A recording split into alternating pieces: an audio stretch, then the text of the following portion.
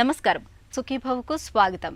ఈరోజు సుఖీభవలో పిల్లలు బరువు పెరగటం లేదా, కుటుంబంలో రొమ్ము క్యాన్సర్ లేకపోతే భయం అక్కర్లేదా, ఈ ఆహారాలతో వృద్ధాప్య ఛాయలు వాయిదా, రక్తనాళాల్లో ప్రమాదకర రక్తపు గడ్డలు థ్రాంబోసిస్, ఇంకా హెల్త్ టిప్. పిల్లలన్నాక బొద్దుగా ఉండాలి, చూడటానికి ముద్దుగా కనిపించాలి, వారి వయసుకు తగ్గట్టుగా తగిన బరువుతో ఉండాలి.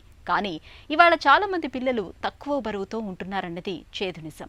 పిల్లల్లో చాలా మంది కడుపు నిండుగా తినడం అనేది గగనమైపోతుంది. ఆటపాటల్లో పడి ఆకలిని సైతం మర్చిపోతున్నారు. అమ్మ వెంటపడి బలవంతంగా తినిపిస్తున్నా వద్దంటూ మొహాన్ని అడ్డంగా తిప్పేస్తూ ఉంటారు. ఫలితంగా చాలామంది పిల్లలకు తక్కువ బరువు అనేది ప్రధానమైన సమస్యగా ఉంటుంది. కొన్ని రకాల జబ్బులు, ఇన్ఫెక్షన్లు కూడా పిల్లల్లో తక్కువ బరువుకు కారణమవుతాయని చెబుతారు డాక్టర్లు. ఈ నేపథ్యంలో పిల్లలు తగినంత బరువు పెరగకపోవటం వెనుక కారణాలు, బరువు పెరగటానికి తీసుకోవాల్సిన జాగ్రత్తల గురించి ఇప్పుడు తెలుసుకుందాం.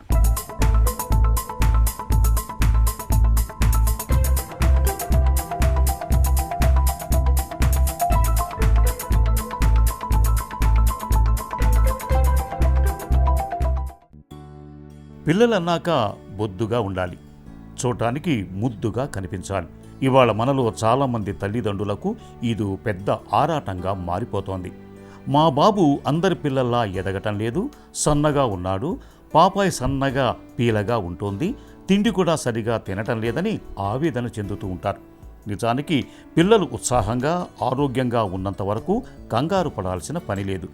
ఎప్పుడూ ఏదో ఒక అనారోగ్యం కనిపిస్తూ పిల్లలు చిక్కిపోతున్నప్పుడు, వారి వయసుకు, ఎత్తుకు తగ్గట్టుగా బరువు పెరగనప్పుడు పిల్లల్ని అండర్ వెయిట్గా పరిగణించాలని చెబుతారు డాక్టర్లు. మా పీడియాట్రిషియన్స్లో 60 to 80% పేరెంట్స్ రెగ్యులర్ కంప్లైంట్ అండి. అది పిల్లలు బరువు పెరగట్లేదు, ఆకలి సరిగా ఉండట్లేదు అనేది రెగ్యులర్గా చూస్తూ ఉంటాం.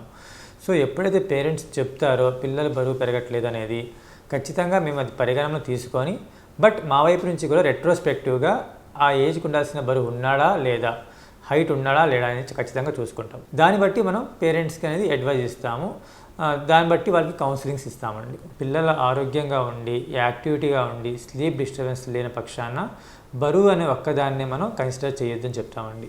బికాజ్ బరువు అనేది చాలా వాటి మీద డిపెండ్ అయి ఉంటుంది.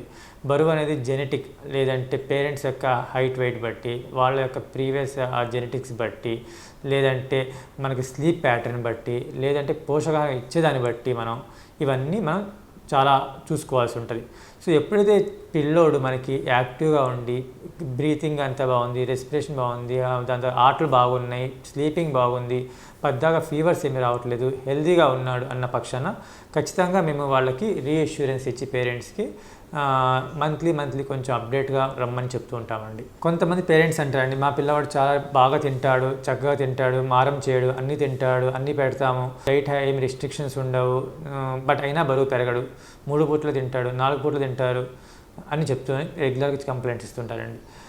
అలాంటి పేరెంట్స్ మేము ఏం చెప్తామంటే, ఒకవేళ హెల్త్ ఇష్యూస్ ఏమి లేని పక్షాన బరువు పెరగకపోవడం ఒక అదృష్టం యాక్చువల్లీ. బికాజ్ ఇప్పుడున్న జనరేషన్లో ఊబకాయం అనేది చాలా బిగ్గెస్ట్ థింగ్.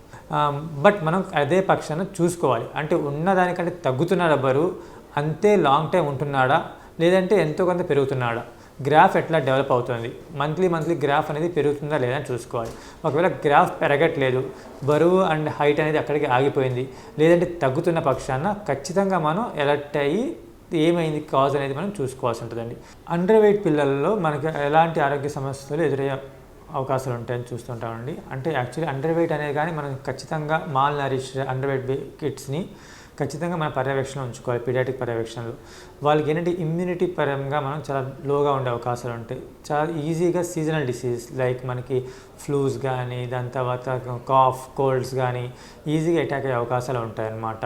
దాని తర్వాత వాళ్ళకి యాక్టివిటీ డల్గా ఉంటారు. ఎందుకంటే ఒకవేళ అండర్ వెయిట్ వల్ల పోషకాహారం లోపం అయ్యి బ్లడ్ పర్సెంటేజ్ తక్కువ అయితే వాళ్ళకి ఖచ్చితంగా schooling performance, sleeping pattern difference అవ్వడం, యాక్టివ్గా ఉండకపోవడం, అలసట అయిపోతూ ఉండడం పద్దాక, ఇవి మేము చాలా రెగ్యులర్గా చూస్తూ ఉంటామండి. అలాంటి పిల్లలు మనం ఖచ్చితంగా పీడియాట్రిషియన్ పర్యవేక్షణ ఉండి దానికి తగినట్టుగా మనం ఫాలో అవ్వాల్సి ఉంటుంది. పిల్లలు వారి వయసుకు తగ్గట్టుగా బరువు పెరగకపోవటానికి చాలా కారణాలే ఉంటాయి. సరైన పోషకాహారం లభించనప్పుడు, జంక్ ఫుడ్ని ఎక్కువగా తింటున్నప్పుడు, ఆహారాన్ని తక్కువ తినే అలవాటు ఉన్నప్పుడు ఇలాంటి పరిస్థితుల్లో సహజంగానే పిల్లల బరువు తక్కువగా ఉంటుంది. పిల్లలు కొన్ని ఆహారాలకు, పాలకు అలర్జీ కలిగి ఉంటారు. ఇలాంటప్పుడు పసి శరీరాలు ఆహారాల్లోని పోషకాలను, ప్రోటీన్లను జీర్ణించుకోలేవు. ఈ పరిస్థితి కూడా పిల్లల్లో తక్కువ బరువుకు కారణంగా ఉంటుంది. ఇక పిల్లల్లో థైరాయిడ్ వంటి లోపాలు, ఇతరత్రా జబ్బులు ఉన్నప్పుడు చాలినంత నిద్ర లేని పరిస్థితుల్లో పిల్లలు తగినంత బరువు పెరగకపోయే అవకాశం ఉంది. పిల్లలు వారి వయసుకు తగ్గట్టుగా బరువు పెరగనప్పుడు అందుకు మూల కారణం ఏమిటో ముందుగా తెలుసుకొని తదనుగుణంగా తగిన చర్యలు తీసుకోవాల్సి ఉంటుంది. అండ్ ఒక అపోహ ఉంటుందండి. జనరలీ పేరెంట్స్ వస్తారు, రెడీమేడ్ ఫుడ్స్ పెడతామండి, దానివల్ల మన పిల్లలు బరువు పెరుగుతాడా, రాయండి, మేము మా పక్కింటి వాళ్ళ పిల్లడు పెరిగాడు, మాకు రాయండి, మేము వాడతామని రెగ్యులర్గా అంటుంటారండి. బట్ అది ఒక అపోహేనండి. మనం జనరల్లీ ఉగ్గన్నం అంటాం, అలాంటివి మన ఇంట్లో చేసుకొని చక్కగా డ్రై ఫ్రూట్స్తో, దాని తర్వాత బెల్లంతో, దాని తర్వాత ఘీ వేసి ఇలాంటి 6 months నుంచి స్టార్ట్ చేసి మన ఇంట్లో చక్కగా చేసుకుని పెట్టేదానికంటే డెఫినెట్లీ రెడీమేడ్ ఫుడ్ అనేది అంత పోషకాహారంగా ఉండదు. అవకాశం ఉన్నప్పుడు మాత్రం ఇంట్లో మనం చేసుకొని పెట్టడం వల్లే ఆ బేబీసే బాగా బలంగా, గట్టిగా, పోషకాహారం లోపం లేకుండా ఉంటారండి. సో జనరలీ మనం 6th month నుంచే వీనింగ్ స్టార్ట్ చేయమంటాం అన్నమాట. 6th month వరకు పాలు అనేది, తల్లి పాలు అనేది వెరీ వెరీ ఇంపార్టెంట్. దానివల్ల మనకి ఇమ్యూనిటీ పెరిగిద్ది, అండర్ వెయిట్ ఉండే అవకాశం తగ్గుతాయి. గట్ అంటే ఏంటంటే జిఐటి ట్రాక్ మనకి ఏంటంటే పేగులు మొత్తం దానికి తగ్గట్టుగా తయారైద్ది, అంటే తర్వాత ఫుడ్స్ కోసం తయారైద్ది. అండ్ 6th month నుంచి మనం ఏంటంటే ఇమీడియట్గా as early as possible start చేయమంటాం. లైక్ ఫ్రూట్స్ కానీ, వెజిటేబుల్స్ కానీ, కర్డ్ రైస్ కానీ, ఘీ కానీ, పప్పు అన్నం కానీ ఇవన్నీ స్టార్ట్ చేసుకోవడం వల్ల వాళ్ళకి 1 year లోపల ఆటోమేటిక్గా అన్ని ఫుడ్స్ అలవాటు చేయడం వల్ల వాళ్ళకి ఆటోమేటిక్గా న్యూట్రిషన్ అనేది చాలా సమకూల్యంగా ఉంటుందండి. పిల్లలు వాళ్ళ వయసు తగ్గట్టుగా బరువు పెరగడానికి తల్లిదండ్రులు ఎలాంటి జాగ్రత్త తీసుకోవాలనేది చాలా ఇంపార్టెంట్ అండి. అంటే మన వైపు నుంచి కూడా మనం 100% అనేది వాళ్ళ ఎఫర్ట్ పెట్టాలండి. జనరలీ 6 months వరకు తల్లిపాలు ఈజ్ శ్రేష్టం అండి. 6 months వరకు మనకి అదర్ థింగ్ ఏం అవసరం లేదు. బట్ 6 months తర్వాత నుంచి మనం సప్లిమెంట్స్ ఇంట్రడ్యూస్ చేస్తాం. అప్ టు 1 year వరకు స్లోగా ఒక్కొక్క థింగ్ అలవాటు చేసుకుంటూ వస్తాము. అండ్ ఆఫ్టర్ 1 year తర్వాత తల్లిపాలని మనం తగ్గించేయాలండి. ఎంత తగ్గించేసి తల్లిపాలు అంత మనం పోషకాహారం ఇవ్వచ్చు. అండ్ సప్లిమెంట్స్ ఇవ్వడం వల్ల వాళ్ళకి వెయిట్ కానీ, న్యూట్రిషన్ కానీ ఎడ్యుకేట్గా ఇచ్చినట్టు ఉంటుందండి. సో తల్లిపాలు గనిష్టంగా వచ్చేసి ఆఫ్టర్ 1 year 300 ml అండి. 250 to 300 ml కంటే ఎక్కువ అవసరం పడదండి. వెజిటేబుల్స్ అలవాటు చేయొచ్చు, ఫ్రూట్స్ అలవాటు చేయొచ్చు. అన్ని సప్లిమెంట్ ఫుడ్స్ అలవాటు చేయడం వల్ల వాళ్ళకి తగిన పోషకాహారం ఇచ్చినట్టు ఉంటుంది. పెద్ద పిల్లల్లో లైక్ 4 years 5 years అంటామండి, వాళ్ళకు కూడా మంచి పోషకాహారం కలిగిన ఫుడ్స్, అన్ని ఫ్రూట్స్, అన్ని వెజిటేబుల్స్, నాన్ వెజిటేరియన్స్, ఎగ్ ఇవన్నీ పెట్టడం వల్ల చాలా మనం పోషకాహారం ఇచ్చినట్టుగా అయ్యిద్ది.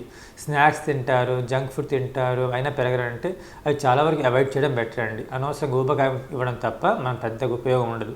So good foods, fruits, vegetables కనీసం per day 3 to 4 types of vegetables or fruits అనేది పిల్లల డైట్లో ఉండేట్టు చూసుకోవాలి మనం. పిల్లల్లో పోషకాహార లోపాలని నివారించడానికి వీలుగా వారికి చిన్న వయసు నుంచే చక్కటి ఆహారపు అలవాట్లు అలవడేలా చేయాలి. కుటుంబంతో కలిసి భోజనం చేయటానికి ప్రాధాన్యం ఇవ్వాలి.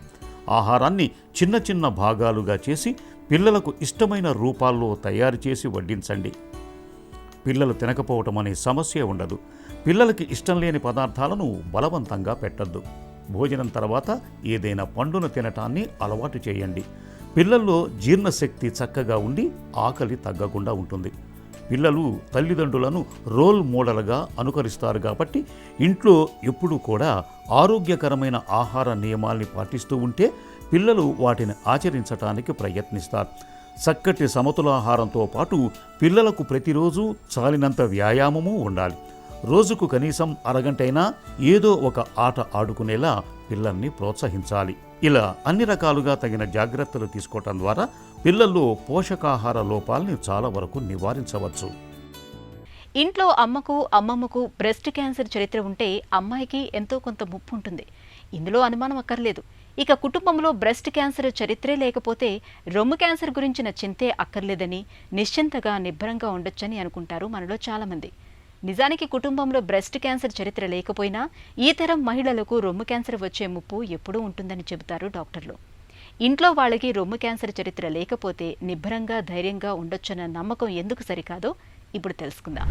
బ్రెస్ట్ క్యాన్సర్ అనేదండి మనకి ఫ్యామిలీ హిస్టరీ ఉన్న వాళ్ళకి కంపారేటివ్గా నార్మల్గా పీపుల్గా పోల్చుకుంటే వాళ్ళలో ఎక్కువ వస్తుంది.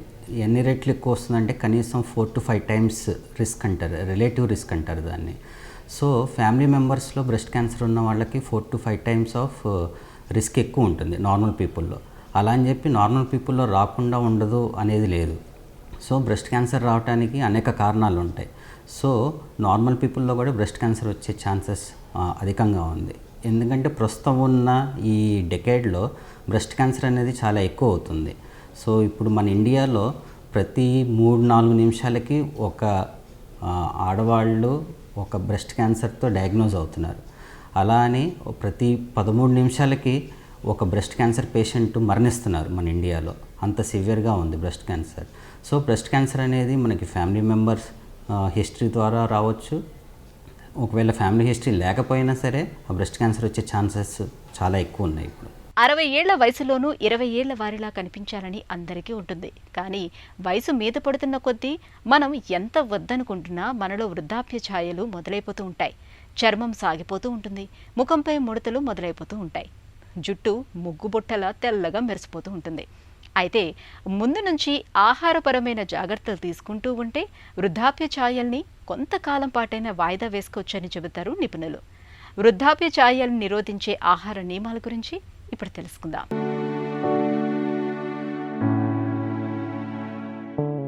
మనం ఎంత వద్దనుకున్నా వయసుతో పాటు వృద్ధాప్య ఛాయలు మొదలైపోతుంటాయి. చర్మం సాగిపోతుంది, ముఖం నిండా ముడతలు వచ్చేస్తాయి, జుట్టు ముగ్గుబొట్టలా తెల్లగా నెరిసిపోతుంది. 60లోనూ 20లా కనిపించాలని కోరుకునే ఈ రోజుల్లో మరి ఈ వృద్ధాప్య ఛాయల్ని మనస్ఫూర్తిగా అంగీకరించటం ఎవరికైనా కాస్త కష్టంగానే ఉంటుంది. వృద్ధాప్య ఛాయల్ని తగ్గించుకునేందుకు ఎక్సర్సైజులు, బ్యూటీ థెరపీలు ఇలా అన్ని రకాల ప్రయత్నాలు చేస్తారు. అది సహజం కూడా.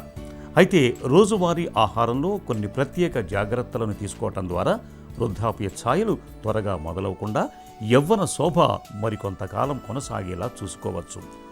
శరీరం వ్యాధిగ్రస్తం కావటానికి, వృద్ధాప్య ఛాయలు త్వరగా మొదలవటానికి గాడి తప్పిన ఆహారం కూడా ఒక ప్రధానమైన కారణమే. రోజువారీ ఆహారంలో వెల్లుల్లి, క్యాబేజీ వంటి పదార్థాల్ని, యాంటీ ఆక్సిడెంట్లు పుష్కలంగా లభించే సిట్రస్ పళ్లను ఒక భాగంగా చేసుకోవటం ద్వారా వృద్ధాప్య ఛాయలు త్వరగా మొదలవకుండా చూసుకోవచ్చు. విటమిన్ ఇ, దీన్ని యాంటీ ఏజింగ్ విటమిన్గా చెప్పుకోవచ్చు. ఈ విటమిన్ చర్మాన్ని నిత్య నూతనంగా ఉంచుతుంది. ఒంట్లో మంచి కొలెస్ట్రాల్ శాతాన్ని కూడా పెంచుతుంది. సన్ఫ్లవర్, ఆలివ్ వంటి గింజ ధాన్యాల్లో విటమిన్ ఇ సమృద్ధిగా లభిస్తుంది. యవ్వన శోభ మరికొంతకాలం కొనసాగటానికి ఆహారంలో ఈ పదార్థాల్ని ఒక భాగంగా చేసుకోవాలి. క్యాబేజీ, వెల్లుల్లి, క్యాలీఫ్లవర్, అల్లం, సోయా వంటి పదార్థాలకు వృద్ధాప్య ఛాయలను నివారించే గుణం ఉన్నట్లు చాలా పరిశోధనలు చెబుతున్నాయి. అలాగే రోజు మొత్తంలో వీటిని బాగా ఎక్కువగా తాగటాన్ని అలవాటు చేసుకోవాలి. నీటి శాతం ఎక్కువగా ఉండే పుచ్చకాయ వంటి పళ్లను తరచుగా తీసుకోవాలి. ఈ జాగ్రత్తలు చర్మాన్ని నిత్య నూతనంగా, యవ్వనంగా ఉంచుతాయి.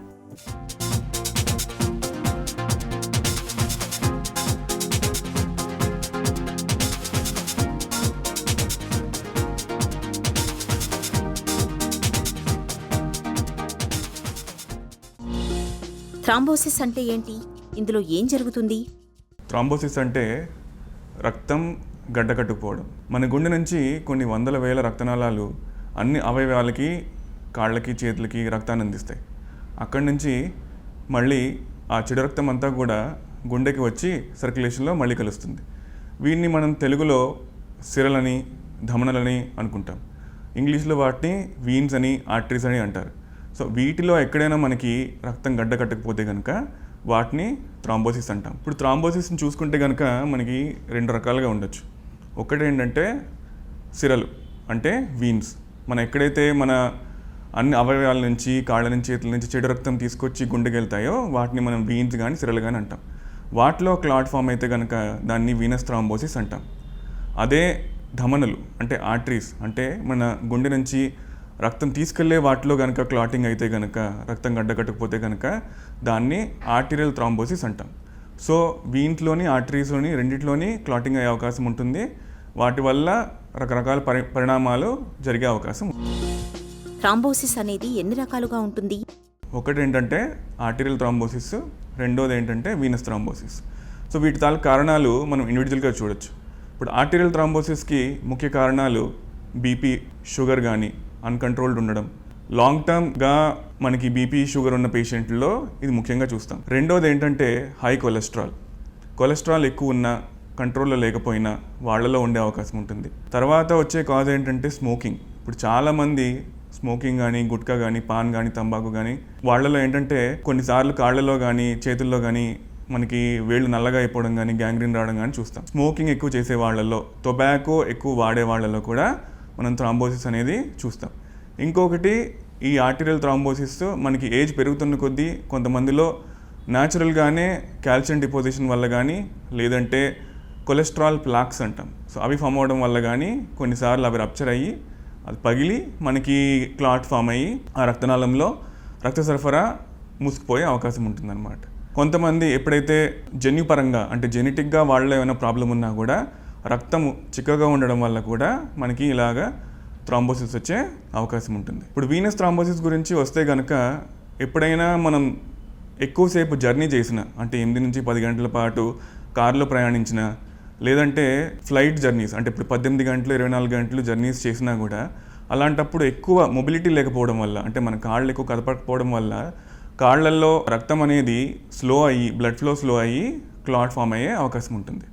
రెండవది కాళ్ళకి ఫ్రాక్చర్లు అయినా, అలాంటప్పుడు ఏదైనా మేజర్ సర్జరీ అయినా, ఆ రక్తనాళానికి ఇంజరీ అయినా మనకి అక్కడ క్లాట్లు ఫామ్ అయ్యే అవకాశం ఉంటుంది. కొన్నిసార్లు కొంతమందికి సివియర్గా మోషన్స్ అయిపోయి డీహైడ్రేషన్లోకి వెళ్ళిపోయే అవకాశం ఉంటుందన్నమాట. థ్రాంబోసిస్ లక్షణాలు ఎలా ఉంటాయి? ఇప్పుడు మనం పెరిఫరల్ ఆర్టరీస్ గురించి చూస్తే గనక కాళ్ళల్లో ఉండే మెయిన్ రక్తనాళాలు ఎప్పుడైతే మనకి దాంట్లో క్లాట్లు ఫామ్ అయితే ఆ భాగానికి రక్త సరఫరా కంప్లీట్గా ఆగిపోయే అవకాశం ఉంటుంది. కాళ్ళు చేతుల గురించి చూస్తే కనుక కాళ్ళు చేతులు చల్లబడిపోవడం కానీ, లేదంటే అక్కడున్న భాగానికి విపరీతమైన నొప్పి రావడం కానీ, లేదంటే స్పర్శ తగ్గడం కానీ, మూమెంట్స్ తగ్గడం కానీ, లేదంటే ఆ పార్ట్ ఏదైతే మనకి ఎఫెక్ట్ అయిందో ఆ పార్ట్ నల్లగా అయిపోవడం కానీ, గ్యాంగ్రీన్లా ఫామ్ అవడం కానీ జరిగే అవకాశం ఉంటుంది. రక్తనాళాల్లో రక్తపు గడ్డల్ని ఎలా గుర్తిస్తారు? సో ఎప్పుడైతే నేను ఇందాక చెప్పిన సిమ్టమ్స్తో పేషెంట్ మన దగ్గరికి వస్తారో ఫస్ట్ క్లినికల్గా ఎవాల్యుయేట్ చేస్తాం. అంటే నిజంగా ఇది థ్రాంబోసిసేనా కాదా, పేషెంట్ని ఎగ్జామిన్ చేసి వాళ్ళ నాడి ఎలా ఉందని చెప్పి చూస్తాం. మనకి పల్స్ దొరకట్లేదు, మొత్తం మిగిలిన సిమ్టమ్స్ అన్నీ కూడా మనకి థ్రాంబోసిస్ లాగే అనిపిస్తున్నాయి అన్నప్పుడు ఫస్ట్ ఇన్వెస్టిగేషన్ కింద డాప్లర్ కానీ యాంజియోగ్రామ్ కానీ చేసి చూస్తాం. మనకి ఎక్కడైతే రక్తనాళంలో బ్లాక్లు ఉన్నాయో కనబడిన తర్వాత దానికి తగ్గట్టు, అంటే ఎంత ఎక్స్టెంట్ మనకి బ్లాక్ అయిందో తెలిసిన తర్వాత దానికి తగ్గట్టు ట్రీట్మెంట్ అనేది ఉంటుంది. మందులతో రక్తపు గడ్డలు కరిగించవచ్చా? సర్జరీ ఎప్పుడు చేస్తారు? పెరిఫరల్ ఆర్టరీయల్ థ్రాంబోసిస్ అంటే కనుక మనం పేషెంట్ని అక్యూట్ లింబ్ ఇస్కీమియా అంటాం. అంటే ఇమీడియట్గా క్లాట్ అయినప్పుడు వచ్చే సిమ్టమ్స్ అన్నిటిని మనం అక్యూట్ లింబ్ ఇస్కీమియా అంటాం. అలాంటి వాళ్ళల్లో ఎంత తొందరగా వీలైతే అంత తొందరగా మనము ఆ రక్త సరఫరాని తిరిగి ఎస్టాబ్లిష్ చేయవలసి ఉంటుంది. లేదంటే కనుక కాలు కానీ చేయి కానీ పోయే అవకాశం ఉంటుంది. సో అలాంటి వాటిల్లో ఒకవేళ కొంచెం సెగ్మెంట్ మాత్రమే రక్తనాళంలో మనకి బ్లాక్ ఉంది, క్లాట్ ఫామ్ అయింది అంటే కనుక ఇంజెక్షన్ల ద్వారా, అంటే రక్తం పల్చన్ చేయడానికి బ్లడ్ థిన్నర్స్ అంటాం, రక్తం పల్చన్ చేయడానికి ఇంజెక్షన్ల ద్వారా లేదంటే మందుల ద్వారా మనం దాన్ని ట్రీట్ చేసుకోవచ్చు. ఒకవేళ ఆ ఎక్స్టెంట్ కనుక ఎక్కువ ఉండి, అంటే చాలా పెద్ద సెగ్మెంట్ ఆఫ్ ఆర్టరీ బ్లాక్ అయ్యింది అంటే కనుక దాన్ని మనము ఎయిదర్ ఓపెన్ ఆపరేషన్, అంటే ఒక చిన్న కట్ లాంటిది చేసి ఆ రక్తనాళం ఓపెన్ చేసి దాంట్లో ఉన్న క్లాట్ తొలగించడం కానీ, లేదంటే ఎండోవాస్కులర్ పద్ధతి, అంటే మన హార్ట్కి ఎలాగైతే యాంజియోగ్రామ్ చేస్తామో చిన్న ట్యూబ్ లాంటిది పెట్టి యాంజియోగ్రామ్ చేసి థ్రాంబోలైసిస్ అనే మందు, అంటే ఆ క్లాట్ కరిగించడానికి మందు ఇచ్చి తర్వాత మెకానికల్ థ్రాంబెక్టమీ అంటాం అనమాట. అంటే ఆ క్లాట్ని మనం కంప్లీట్గా తీసేసే పద్ధతులు కూడా ఇప్పుడు మనకి వచ్చాయి. థ్రాంబోసిస్ బాధితుల జీవనశైలి ఎలా ఉండాలి? ఇప్పుడు కొంతమందికి జన్యుపరంగా క్లాట్లు ఫామ్ అయ్యే అవకాశం ఉంటుందన్నమాట. అలాంటి వాళ్ళలో మనకి లైఫ్ లాంగ్ బ్లడ్ థిన్నర్స్ ఇవ్వాల్సి ఉంటుంది. అండ్ కొంతమందికి కొన్ని కారణాల వల్ల క్లాట్ అయితే కనుక ఆ కారణాలు మనం రివర్స్ చేయగలిగితే కనుక తిరిగి వాళ్ళు నార్మల్ లైఫ్ స్టైల్ అనేది చేసుకోగలుగుతారు. వీళ్ళందరిలో ఏంటంటే మెయిన్ ఇంపార్టెంట్ థింగ్, మనం ఏవైతే మందులు రాసిస్తున్నామో అవన్నీ ఖచ్చితంగా తూచా తప్పకుండా వాడాల్సి ఉంటుంది. ఎందుకంటే ఒక్కసారి మందులు ఆపితే కనుక మళ్ళీ తిరిగి క్లాట్ అయ్యి మళ్ళీ మొత్తం ప్రాబ్లం అంతా మొదటికి వచ్చే అవకాశం ఉంటుంది. రెండోది, సెడెంటరీ లైఫ్ స్టైల్ అనేది ఉండకూడదు. అంటే వాళ్ళు చేసిన తర్వాత కూడా ఎంతవరకు వీలైతే అంతవరకు యాక్టివ్గా ఉండాలి, ఎక్సర్సైజ్ చేయగలుగుతుండాలి. ఒకవేళ యాక్టివ్ ఎక్సర్సైజ్ లేకపోతే జస్ట్ బ్రిస్క్ వాకింగ్ అట్లీస్ట్ రోజుకి అరగంట సేపు నడుస్తూ ఉండాలి. మూడోది మోస్ట్ ఇంపార్టెంట్ ఏంటంటే స్మోకింగ్ వల్ల ఈ థ్రాంబోసిస్ వచ్చిన వాళ్ళల్లో మళ్ళీ తిరిగి స్మోకింగ్ ముట్టుకుంటే కనుక మనం ఏ మందులు ఇచ్చినా ఏం ప్రొసీజర్లు చేసినా మళ్ళీ మొత్తం అన్ని క్లాట్ అయిపోయే అవకాశం ఉంటుంది. ఫైనల్గా వాళ్ళకి ఆ చేయి కానీ కాలు కానీ తీసేసే అవకాశం ఉంటుంది. ఇక ఈరోజు కార్యక్రమాన్ని ముగించే ముందు ఒక చిన్న చిట్కా మీకోసం. తలలో పేనుకొరుకుడు సమస్యతో బాధపడుతున్నప్పుడు నిమ్మరసం, వెల్లుల్లి రసాల్ని సమభాగాలుగా తీసుకుని తలపై పెచ్చులుగా జుట్టు రాలిన చోట నిత్యం లేపనంగా పూస్తూ ఉండండి. పేనుకొరుకుడు సమస్య క్రమంగా తగ్గిపోతుంది.